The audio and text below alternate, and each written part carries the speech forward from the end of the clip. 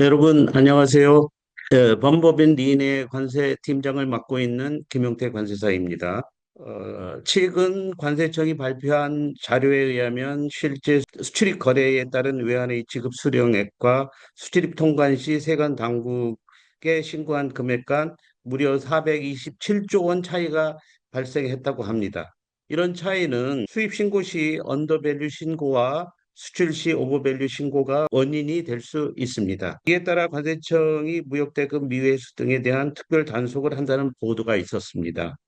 관세청이 발표한 자료에 의하면 최근 2021년부터 2023년까지 과세가격 누락이 137건, 누락 금액이 대략 1,000억 원 정도 나타났고, 세율 적용 착오가 31개 업체에 약 48억 원 정도가 있어서 합계 195개 업체에 1,098억 정도가 추징된 것으로 나타나 있습니다. 이런 보도는 수출입 통관 절차에서 법률 리스크가 발생할 수 있다는 점을 강하게 시사하고 있습니다. 그래서 제가 오늘 설명할 주제를 수출입 통관의 법률 리스크로 정했습니다. 오늘 말씀드릴 순서는 첫째로 수출입 통관의 기본적 이해, 두 번째로 수출입 신고 의무와 그 의무 위반에 대한 제재, 마지막으로 납세 신고 의무와 그 의무 위반에 대한 제재입니다.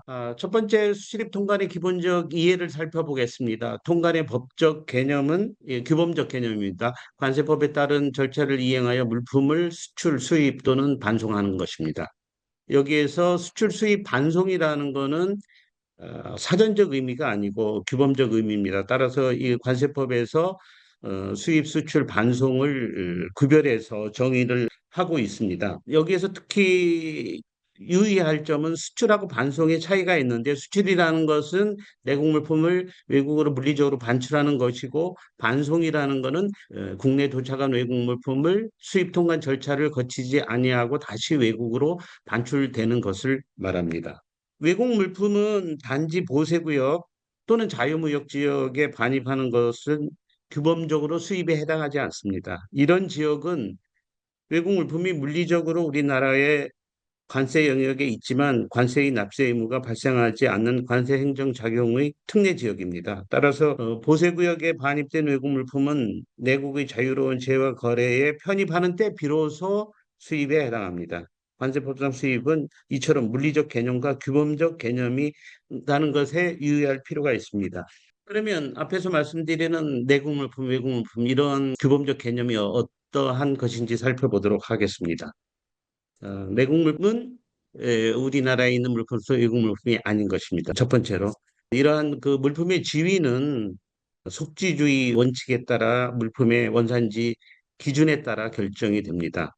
그러면 이 이제 내국 물품과 관련해서 우리나라 선박 등이 공해에서 채집하거나 포획한 수산물이요. 원산지가 어떻게 결정되느냐 하면은 그것은 우리나라의 경제력이 투입됐기 때문에 우리나라 그 내국 물품으로 간주하게 됩니다. 그리고 수입신고 수리가 됐다는 것은 이 외국 물품이 내국 물품으로 전환되는 것이기 때문에 입항 전 수입신고가 수리된 물품도 법적으로 내국 물품으로 취급하게 됩니다. 또한 그 관세법에서 수입신고 수리 전 반출 승인을 받아 반출된 물품, 수입신고 전 즉시 반출 신고를 하여 반출될 물품도 내국 물품으로 간주합니다. 이것은 이미 국내 우리나라의 그 자유로운 거래가 되는 그 내국 시장에 이런 물품이 진입해 있기 때문에 내국 물품으로 간주하게 되는 것입니다. 그러면 다 외국 물품은 어떠한 그 규범적 개념으로 설명되고 있냐면 외국으로부터 우리나라에 도착된 물품을 외국 물품이라고 합니다. 그런데 여기에서 외국 선박들이 공해에서 채집하거나 포획한 수산물은 어떠한 원산지가 결정되냐 하면은 그것은 우리나라가 아닌 외국의 경제 주체가 경제력을 투입했기 때문에 이러한 물품은 외국 물품으로 취급하게 되는 것입니다. 이러한 물품들은 수입 통관 신고 절차에 있어서 세관장에 수리가 되기 전까지는 외국 물품의 지위를 유지하게 됩니다. 또 하나, 외국 물품 중에 급염적으로 수출의 신고가 수리된 물품, 내국 물품을 해외로 물리적으로 반출하는 물품을 세관장이 신고 수리를 하게 되면 외국 물품으로 간주하게 됩니다. 이러한 물품이 국내의 보세구역이라든가 자유무역 지역에 있는 경우라 하더라도 외국 물품으로 취급하게 되는 것에 유의할 필요가 있습니다. 자, 수출입 신고는 어떤 요건을 갖춰야 법적으로 유효한 신고로 받아들여지냐 하면은 첫 번째 형식적 요건을 살펴보겠습니다. 적격 요건을 갖춘 신고인 명의로 세관장에게 이제 신고서를 제출하면 되는데 여기에서 신고인의 자격은 화주 또는 관세사 내지 관세법인입니다. 그리고 첨부 서류는 과세자료, 선화증권, 항공, 화물, 운송장 사본, 원산지 증명서, 기타 참고 자료를 함께 제출해야 됩니다. 여기서 또 중요한 것은 특별법상에 있는 통관 요건 확인 대상이 되는 물품에 대해서는 관련 증빙 자료를 첨부해야 됩니다. 통관 요건은 대외무역법 제12조에 따라 산업부 장관이 고시하는 통합공고에서 해당 물품의 수출 요건 및 절차 등을 규정하고 있습니다. 가령 약사법, 식품위생법, 검역법, 화학물질관리법 등이 있습니다. 그런데 여기에서 관세법 위반 사건이나 추정 시 종종 문제가 되는 화주의 자격에 대해서 논란이 될 수 있습니다. 그래서 법에서는 화주라는 것은 해당 물품의 실제 소유권자를 의미하지만 수익거래의 계약 조건에 따라 법적 소유권을 갖고 있지 않더라도 그 물품에 대한 사용, 수익 또는 처분권을 가졌다면 화주로 간주하게 됩니다. 지금 말씀드린 형식적 요건은 일반적으로 이제 정식 수입 신고라고 하는데요. 정식 신고 요건에 비해서 관세행정상 간이하게 신고를 처리할 필요성이 있기 때문에 휴대품이라든가 탁송품은 해외에서 나라로 물품을 보내는 것을 말하고 별송품은 그 화주와 별도로 물품이 보내지는 것, 반입하거나 반출하는 것을 의미합니다. 또 우편물, 관세가 면제되는 물품, 그 다음에 컨테이너, 그리고 보고 허가 대상이 되는 운송수단 등은 이 간이 신고의 대상입니다.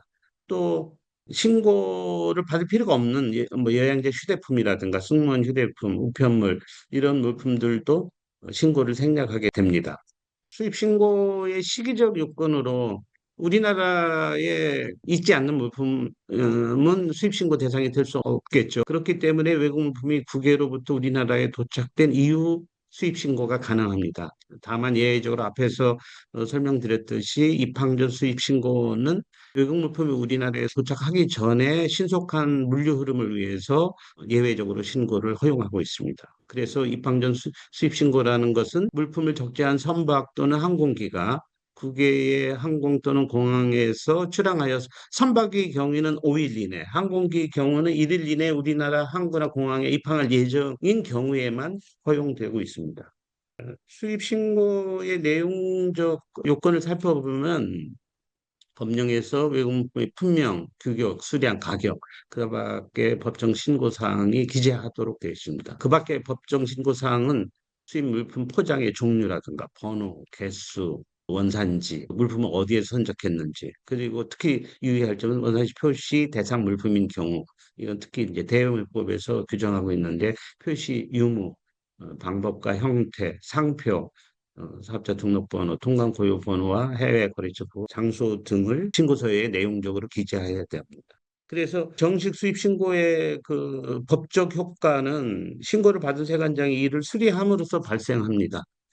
그리고 일반적으로 수입 신고의 대상은 아까 말씀드린 것처럼 정식 수입 신고냐, 간이 수입 신고냐, 또 신고 생략이나 이런 구별의 기준은 수입 신고 대상 물품이 자가 소비 물품이냐 아니면 상용 물품이냐 그 기준에 따라 구별되게 됩니다. 다음으로 이러한 수입 신고 의무를 위반했을 때 관세행정에서 어떤 제재가 있느냐 하면은 행정의 실효성 확보 수단으로서 관세행정에서 행정 제재 또는 형사 제재가 있는데 형사 제재로 일반적으로 밀수입제, 무신고 수입제가 규정되어 있습니다. 밀수입제라는 것은 수입신고 의무는 이행하지 아니하고 외국물품을 우리나라에 이제 반입하거나 수입신고 의무는 이행하였으나 해당 수입물품과 다른 물품을 신고하는 그러니까 동일성 문제가 됩니다. 그래서 수입신고 의무는 이행하였으나 해당 수입물품과 다른 물품으로 신고한 행위에서 정식 수입신고 대상인 사용품을 간이 신고하는 경우에는 정식 수입 신고를 하지 않은 것을 간주하기 때문에 밀수입죄의 성립 요건에 해당됩니다. 그래서 이러한 밀수입죄는 굉장히 중하게 처벌해서 5년 이하의 징역 또는 관세액의 10배와 물품과는 높은 금액에 상당하는 벌금 등을 처하게 됩니다. 아울러서 관세법은 수입신고 의무 위반과 관련된 밀수품 취득죄 등을 규정하고 있습니다. 이 죄는 밀수품을 취득하거나 양도하거나 운반하거나 보관, 금지 의무를 위반하는 행위와 밀수품을 알선, 감정, 금지 의무를 위반하는 행위가 해당됩니다.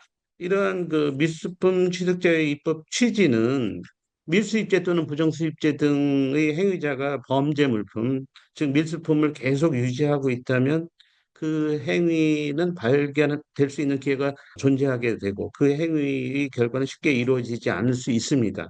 이러한 발견 기회는 밀수품이 다른 사람에게 이전됨에 따라 감소될 수 있기 때문에 이를 방지하기 위해서 이러한 처벌 규정을 두고 있습니다.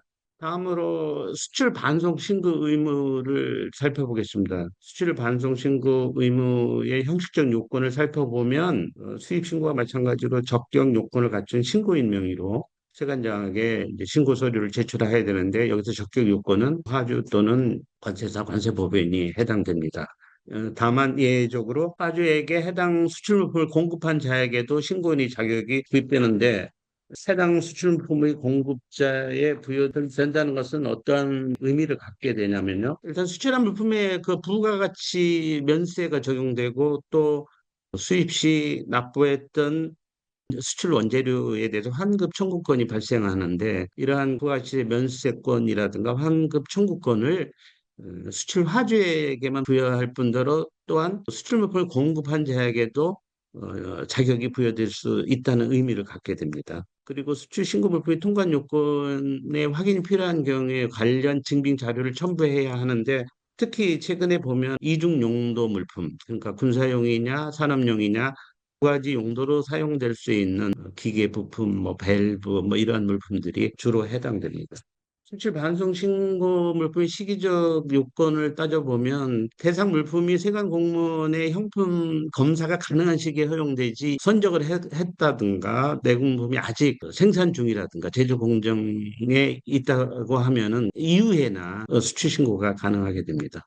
내용적 요건을 살펴보면 수입 신고와 유사하게 이제 품명이라든가 구기업 수량, 가격, 그 밖에 법정 신고사항 등을 이제 기재해야 되는데 여기서 이제 품명에서 중요한 거는 이제 HS 코드 분류, 수입 신고 시도 마찬가지겠지만 HS 코드가 다르면은 다른 물품으로 인정하기 때문에 그리고 환급의 기준도 HS 코드별로 하기 때문에 그런 HS 코드를 정확하게 확인하고 기재하는 것이 필요합니다. 수입 신고와 달리 수출 반송 신고에서 특히 이제 장소적 요건을 있는데 이 반송 신고는 해당 물품이 관세법에 따른 장치 장소 있는 경우에만 가능합니다. 이 얘기는 장치 장소가 주로 보세구역이나 자유무역 지역인데 이미 뭐 선적을 했다든가 선박에 또는 비행기에 선적을 했다가 하면은 반송 신고를 허용고 밀반송죄가 성립될 수 있죠. 그리고 또 이제 특정한 물품은 관세청이 정하는 장소에 반입한 후 수출 신고. 일반적인 특정 물품이 아닌 경우에는 자유롭게 어느 장소에 상관없이 세관장에게 수출 신고를 할 수 있는데 특정한 물품은 특정한 장소에 반입한 후에 신고를 하게끔 규정하고 있습니다. 그러면 특정한 물품이 법령에서 어떻게 규정하고 있냐면 도난 오류가 높은 물품 등 국민의 재산권 보호를 위하여 수출 관리가 필요한 물품. 고세율 원재료를 제조 가공하여 수출하는 물품 등 부정환급 우려가 높은 물품 등을 말합니다. 여기서 도난 우려가 높은 물품은 종종 중고 승용차가 되는데 이 중고 승용차 수출과 관련해서 허가를 받지 않는다든가 승용차라든가 이런 물품이 포함되어 있어서 관세법 위반으로 처벌되는 사례가 종종 있습니다. 수출 반송 신고 시기와 관련하여 앞에도 말씀드렸지만 그 대상 물품이 이미 국제무역 선박에 선적되었거나 국제무역 항공기에 기적되었다면 그 신고는 허용될 수 없습니다. 또한 수출 물품에 대한 원산지 증명서의 발행도 그 대상 물품이 선적이나 기적되었다면 발행될 수 없습니다. 이런 부분을 담당하시는 분은 꼭 참고할 필요가 있습니다. 하지만 예외적으로 수출하는 다음과 같은 경우에 해당한다면 해당 물품을 선적한 후 선상에서 선상 수출 신고가 가능합니다. 첫 번째로 선적 후 공인감정기관의 감정서, 일반적으로 서베이 리포트라고 하는데 감정서에 의하여 수출 물품의 수령을 확인한 물품, 예컨대 산물이나 광산물 등에 해당됩니다. 그다음에 물품의 신선도 유지 등의 사유로 선상 수출 신고가 불가피하다고 인정되는 물품, 가령 국내 운항선에서 적재된 수산물을 다른 선박으로 이적하지 않은 상태로 국제무역선으로 자격 변경하여 수출하고자 하는 경우가 해당됩니다. 그리고 자동차 운반 전용 선박에 적재하여 수출하는 신품 자동차, 이런 물품은 선적한 상태에서 수출 신고가 가능합니다. 수출 신고와 반송 신고 의무를 위반한 경우에도 형사적으로 처벌되는데 이러한 재구성 요건을 보면 수출 또는 반송 신고 의무를 이행하지 아니하고 내국 물품, 이건 수출인 경우죠. 외국 물품은 반송인 경우, 일부러 반출하는 행위와 수출 반송 신고를 이행은 했으나 해당 세관에 신고한 물품과 다른 물품으로 실제 수출하는 행위도 밀수출, 밀반송죄에 해당됩니다. 밀수출이나 밀반송죄에 해당되는지 여부가 이제 반출 신고서상 물품과 현품의 동일성 문제가 법리적으로 논쟁이 되고 있습니다. 그래서 밀 반송죄에서는 수출 내지 반송 신고 의무를 이행하였으나 해당 내국 외국 물품과 다른 물품을 신고한 행위라는 것은 기본적으로 HS 코드가 다른 경우를 말합니다. 여기서 HS 코드는 우리나라 품목 분류 번호로 10단위, 그러니까 다른 얘기를 하면 HSK 10단위가 다른 경우를 말합니다. 세 번째 우리가 살펴볼 납세 신고 의무와 그 의무 위반 행위에 대한 제재를 살펴볼 건데요. 이 납세 신고 의무는 이제 관세법상의 이제 가격 신고로 규정되어 있습니다. 이 가격 신고는 언제 하느냐 하면 수입 신고와 동시에 가격 신고를 하게 되어 있습니다. 그래서 그 수입 관련 거래에 관한 그 사항과 과세 가격 산출 내용에 관한 사항을 적은 서류를 세관장에 제출하는 것인데 과세가 결정에 관련된 자료도 포함됩니다. 그 과세 가격 결정에 관계되는 자료는 예를 들면 성품장, 계약서, 각종 비용의 금액 및 산출 근거를 나타내는 증빙 자료, 그 밖에 가격 신고 내용을 입증하는 데 필요한 자료가 해당되겠습니다. 이 가격 신고는 실무적으로 관세 법령에서 정하고 있는 가격 신고서 그 폼에 이제 작성하게 되어 있습니다. 이 가격 신고서 양식과 또는 제도와 관련해서 관세청이 지난해 9월 1일부터 과세 가격 신고 자료 일괄 제출 제도 도입을 주요 골자로 하는 관세평가 운영에 관한 고시 개편안을 시행하였습니다. 이 개편안에 특히 특수관계자 거래와 관련하여 수입물품 관련 이전 가격 보고서 또는 설명 자료의 제출을 강조하고 있습니다. 개정된 가격 신고서 양식에 대해 몇 가지 살펴보도록 하겠습니다. 납세 의무자의 이제 기본적인 사항하고 상업서류상의 기본적인 사항을 기재하고 1번부터 5번까지 7번에서 이제 과세가격 결정 자료가 첨부된 최초 수입신고 번호를 이번에 개정에 됨에 따라 신설되었는데 여기에는 같은 판매자와 구매자가 한 같은 조건으로 물품을 반복적으로 수입하는 경우 매년 1월 1일부터 12월 30일까지 기간 중 최초로 가격 신고하는 건에 과세가격 결정 자료를 첨부하고 이후 수입 물품에 대해서는 최초 가격 신고권의 수입 신고 번호만 기재합니다. 시 항목에는 정상 가격 산출 방법을 기재하게 되어 있는데 특수 관계자 간 거래 시 수입 물품의 정상 가격 산출 방법이 무엇인가, 이거를 신고자가 선택해서 기재하도록 하고 있습니다. 비교 가능 제3자 자격법에서부터 끝까지 그 유형을 제시하고 있는데 이 항목들은 국제조세 조정에 관한 법률 8조에 따른 정상 가격의 산출 방법을 선택하는 것입니다. D 항목 보면 특수 관계자 간 거래 시 수입물품의 거래가 그 산출 공식을 선택하도록 되어 있습니다. 여기에서는 이전 가격 보고서 자료가 소명 자료로 활용될 수 있습니다. 다음 10번 항목은 이제 잠정 가격 사항입니다. 이 잠정 가격 신고는 이제 신고할 가격이 확정되지 아니하고 일정한 요건에 해당하는 경우에만 허용되는데 판매자와 구매자의 거래가 성립한 후에 그 가격은 일정 기간 지난 후에 그 잠정 가격 신고를 허용하고 있습니다. 가령 원유라든가 그 곡물, 광석 이런 물품이 해당되는데 이런 물품은 이제 운송 중에 수량이나 중량이 변동될 가능성이 많이 있기 때문에 과세 가격의 표준은 수입 신고 시 기준으로 책정하기 때문에 이러한 물품은 판매자, 구매자 간에 있어서도 선적할 때와 국내 수입항 도착에서 양쪽으로 차이가 나기 때문에 가격이 통상적으로 이후에 결정되게 됩니다. 이런 편의를 커버하기 위해서 관세법에서는 잠정가격 신고 제도를 운영하고 있습니다. 잠정가격으로 신고한 납세 의무자는 법상에 기본적으로 2년 이내에 세관장이 지정한 기간 내 확정된 가격 신고를 의무가 수반되는데 상황에 따라서는 세관장이 그 기간을 연장해 줄 수 있습니다. 이 가격 신고서 상세 내용을 신고서 형태가 제1방법을 적용하는 경우 관세법상에 또는 2방법 이하 6방법 그 6가지 형태의 신고 방법이 있는데 이 지금 말씀드리는 거는 제 가장 많이 사용되고 있는 1방법의 신고서 양식입니다. 제1방법이라는 것은 판매자와 구매자 간의 그 특수관계가 아니거나 특수관계자 간이라 하더라도 그 특수관계가 거래 가격에 영향을 미치지 않는 경우에만 이런 양식을 사용할 수 있습니다. 제1방법에 있어서 기본적으로 거래 가격에는 자산 요소 등이 있습니다. 그 이런 요소 등이 해당되는지 신고서상에 표시하도록 되어 있습니다. 그러면 앞에 신고서상에 해당되는 내용이 그 법적으로 과세 가격 결정 원칙이라고 해서 규정되어 있는데 이러한 관세의 과세 가격 결정 기본 원칙은 거래 가격. 거래 가격이라는 것은 우리나라에 수출하기 위하여 판매되는 물품에 대하여 구매자가 실제로 지급하였거나 지급할 가격에 플러스 법정 가산 요소를 필수적으로 조정한 가격을 말합니다.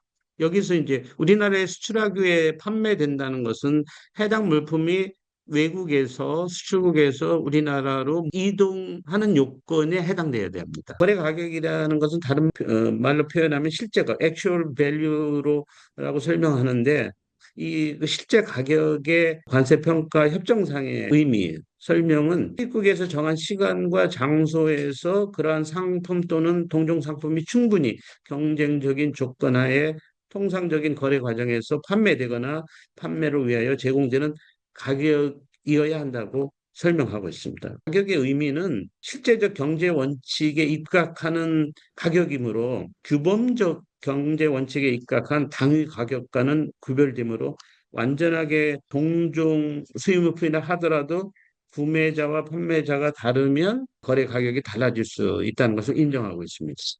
그래서 동일한 구매자, 판매자 간이라도 거래 가격 시점이 다르면 또 거래 가격이 달라질 수 있다는 것을 긍정하고 있습니다. 수출 판매 물품은 매매가 이루어지고 소유권이 이전된다는 것을 의미하는데 판매 물품으로 취급되기 위해서는 평가 대상 수입 물품이 우리나라 관세 영역에 물리적으로 도착하고 또 소유권이 이전되고 수출 판매가 수입 통관 이전에 발생되는 조건이 충족되어야 합니다.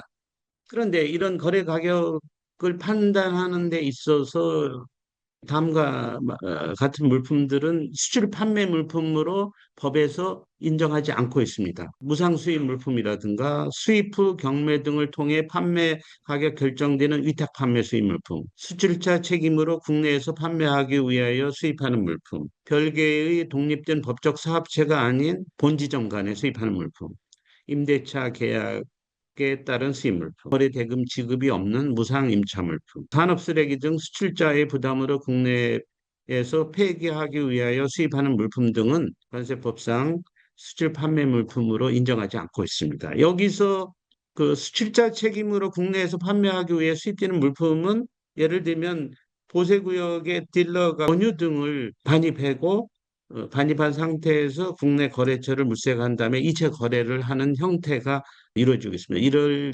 경우에 과세 가격을 어떤 가격으로 하나? 1차 딜러가 해외의 수출자한테 반입할 때 지급한 1차 거래 가격으로 해야 되는지, 그 딜러가 보세구역에 있는 물품을 국내 우리나라 업체, 수입업체에게 거래하는 2차 거래를 하는지 이제 쟁점이 될 수가 있습니다. 그런데 이제 관세법에서 거래 가격을 적용하려 하면 WTO 관세평가 협정에 있는 규정은 이제 국내법으로 수용해서 이제 규정하고 있는 사항인데, 네 가지 정도의 전제 조건이 충족되어야만 거래 가격을 과세 가격으로 결정할 수가 있습니다. 첫 번째, 구매자가 수입하는 물품의 처분 또는 사용에 제한이 없어야 합니다. 이런 제한이 예를 들면 뭐 전시용의 또는 자선용의 교육용으로만 해당 수입 물품을 사용하는 제한이 있다든가, 또는 특정인에게만 판매 또는 임대하도록 하는 제한, 그 밖에 해당 물품의 가격에 실질적 영향을 미치는 제한이 있다 하면은 그러한 계약에 의한 수입 물품은 거래 가격을 과세 가격으로 인정해 줄 수가 없습니다. 그럼 여기서 외관상 제한으로 보이지만 관세법에서 거래 가격 적용이 허용되는 제한이 있습니다. 가령 수입국의 법률 또는 행정당국이 부과하거나 요구하는 제한, 해당 물품이 재판매될 수 있는 지리적 영역을 한정하는, 예를 들면 뭐 경상도에서만 이 물건을 팔아라, 이런 경우를 들 수 있습니다. 그 해당 수입 물품의 가치에, 가격에 실질 영향을 미치지 않는 제한은 이러한 제한에서 예외로 인정하고 있습니다.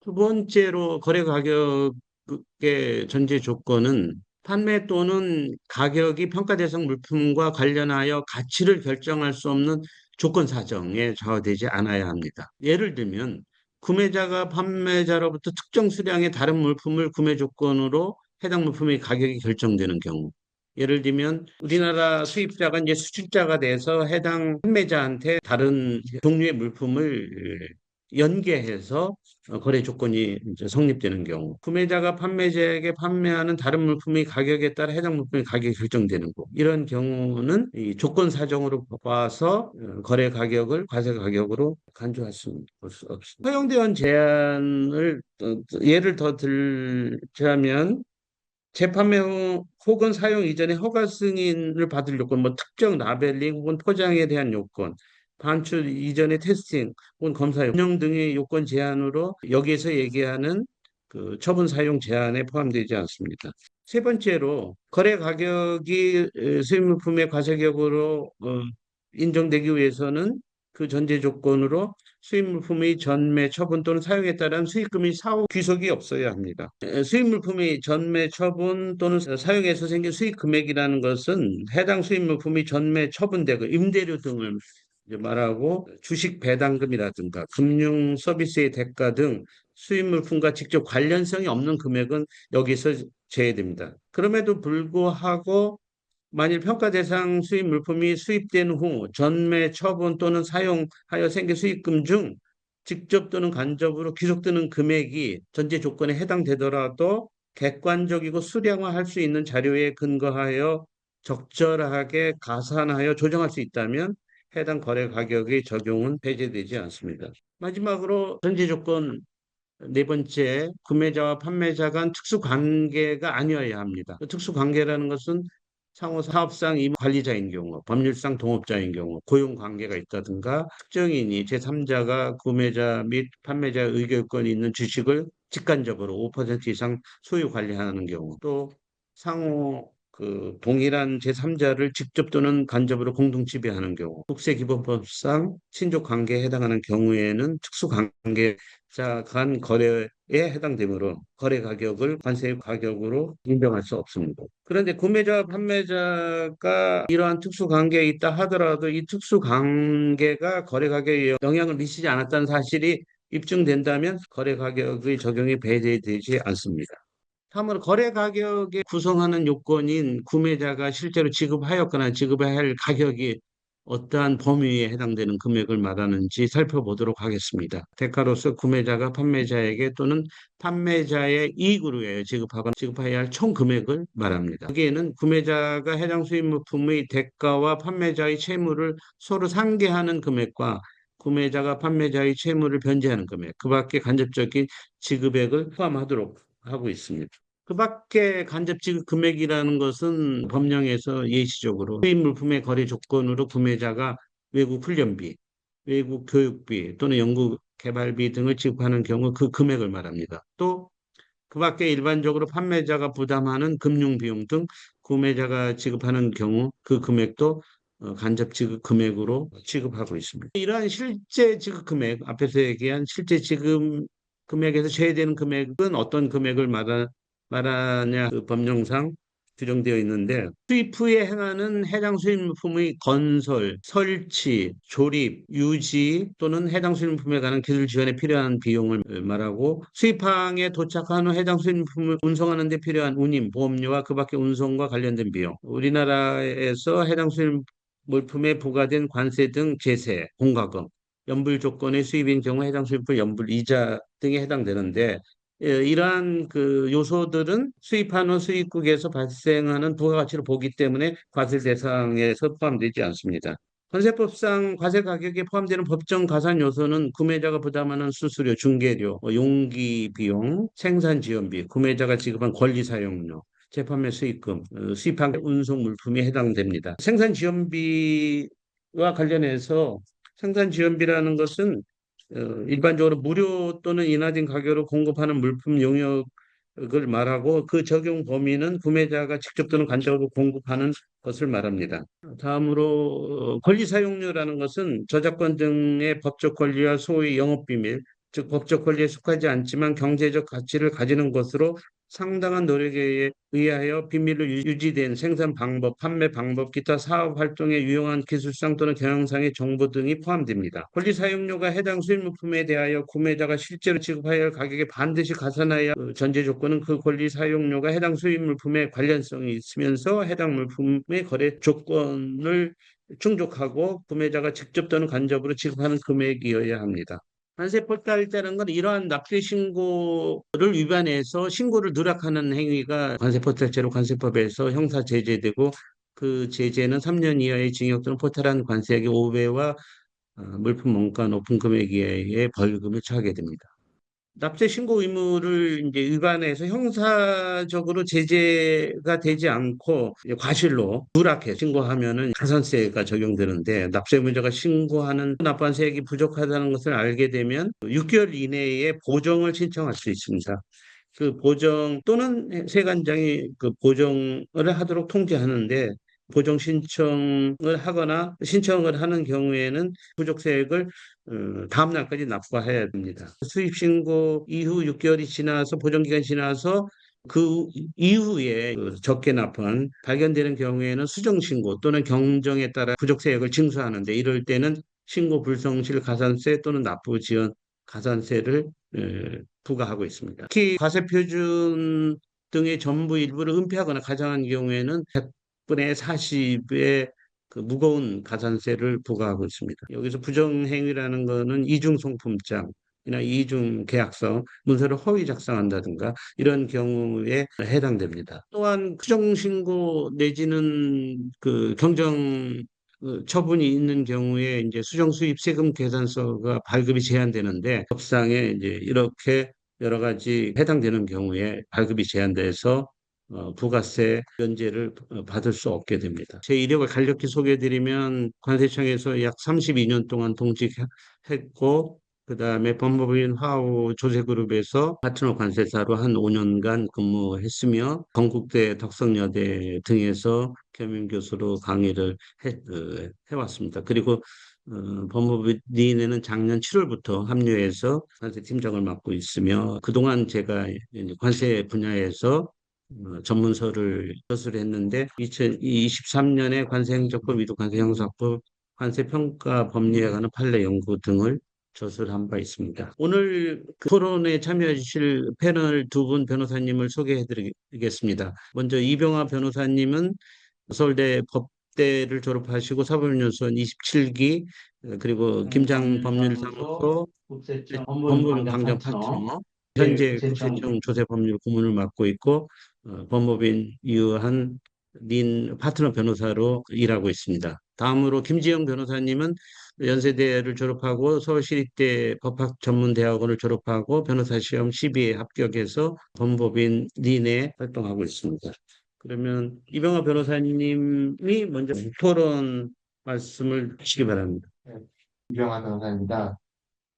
네, 관세법상 권리 사용료가 과세 가격에 포함되기 위해서는 해당 수입 물품과의 관련성, 그리고 거래 조건성, 이렇게 두 가지 요건이 충족되어야 한다는 점에 대해서 말씀하셨는데요. 이와 관련해서 최근 실무에서 자주 발생하는 쟁점 중 하나가 하드웨어인 본체는 먼저 수입하고 그 하드웨어를 가동하기 위한 소프트웨어는 수입 이후에 별도로 온라인으로 내려받는 경우가 많이 문제가 됩니다.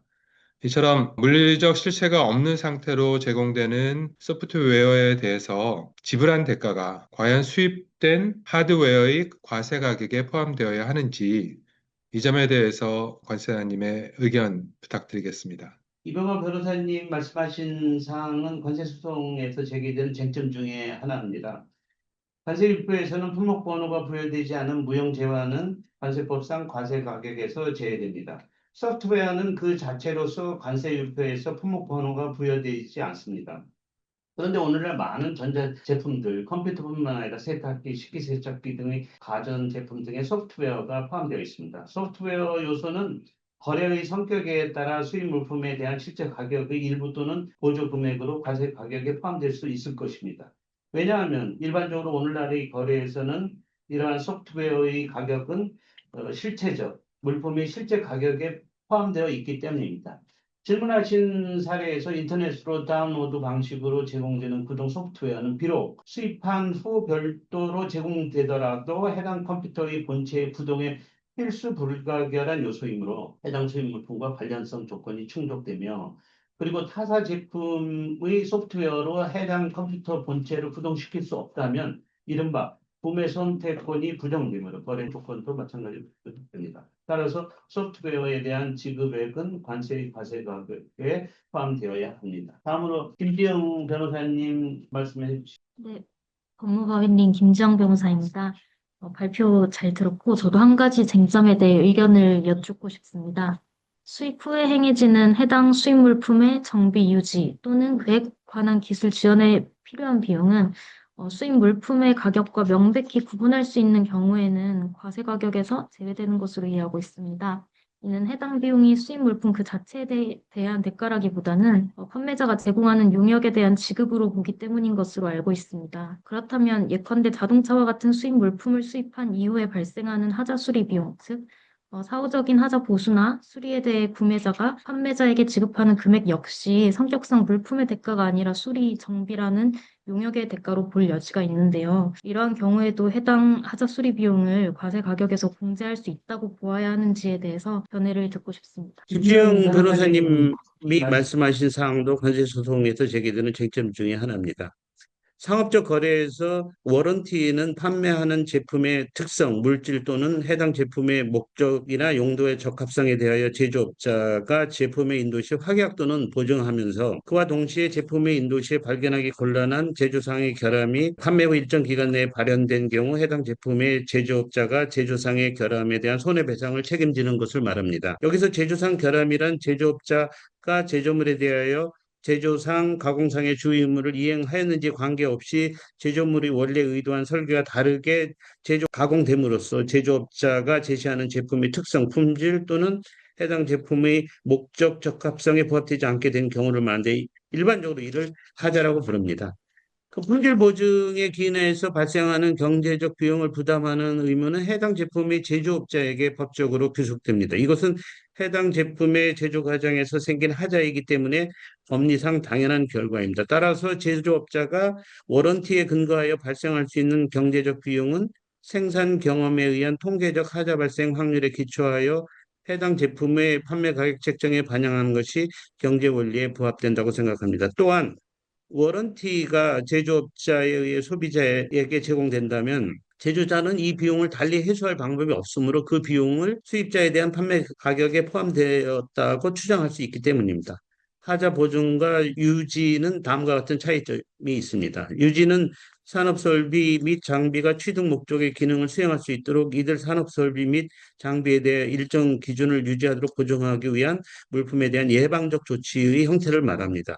하자 보증은 자동차와 전기 기기와 같은 물품에 대한 품질 보증의 한 형태로 보증서 지참자가 일정한 조건에 충족하는 것을 조건으로 하자 교정 또는 대체 소요 되는 비용을 부담하는 것입니다. 이와 같은 두 가지 개념의 근본 차이가 있습니다. 따라서 수입 물품이 거래 가격에 포함된 하자 보증의 비용은 실제 가격의 불가분의 일부를 구성하므로 어떤 공제도 허용되지 않습니다. 서로 수입 물품에 대한 하자 보증의 비용이 비록 해당 물품의 실제 가격과 구분되어 별개의 송금장이 작성되었다 하더라도 거래 가격의 일부를 구성한다는 법리에는 변함이 없습니다. 제가 오늘 말씀드린 주제와 관련해 자세한 내용을 알고 싶으신 분들은 제가 저술한 관세행정법, 위드관세형사법 또는 관세평가의 법리와 판례 연구에서 쉽게 자세한 내용을 확인할 수 있어서 참고하시기 바랍니다. 이상 긴 시간 참여해 주신 분에게 감사드리고 세미나를 마치도록 하겠습니다. 대단히 감사합니다.